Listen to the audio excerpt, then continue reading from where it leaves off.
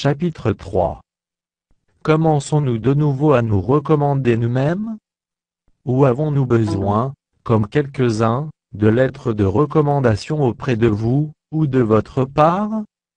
C'est vous qui êtes notre lettre, écrite dans nos cœurs, connue et lue de tous les hommes.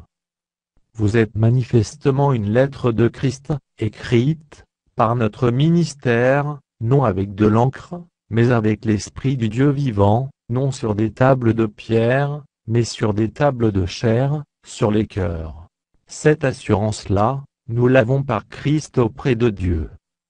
Ce n'est pas à dire que nous soyons par nous-mêmes capables de concevoir quelque chose comme venant de nous-mêmes. Notre capacité, au contraire, vient de Dieu.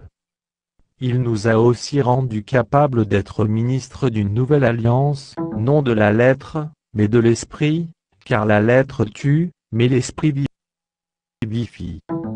Or, si le ministère de la mort, gravé avec des lettres sur des pierres, a été glorieux, au point que les fils d'Israël ne pouvaient fixer les regards sur le visage de Moïse, à cause de la gloire de son visage, bien que cette gloire fût passagère. Combien le ministère de l'Esprit ne sera-t-il pas plus glorieux?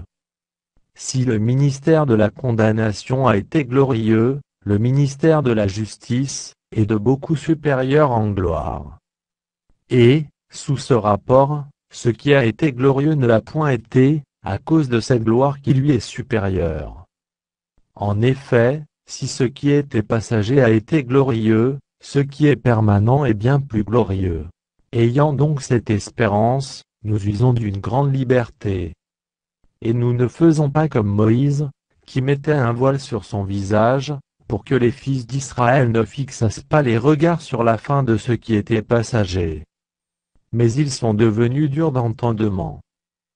Car jusqu'à ce jour le même voile demeure quand ils font la lecture de l'Ancien Testament, et ils ne se lèvent pas, parce que c'est en Christ qu'il disparaît.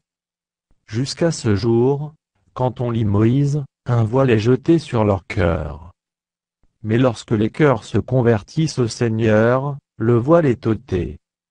Or, le Seigneur c'est l'Esprit, et là où est l'Esprit du Seigneur, là est la liberté.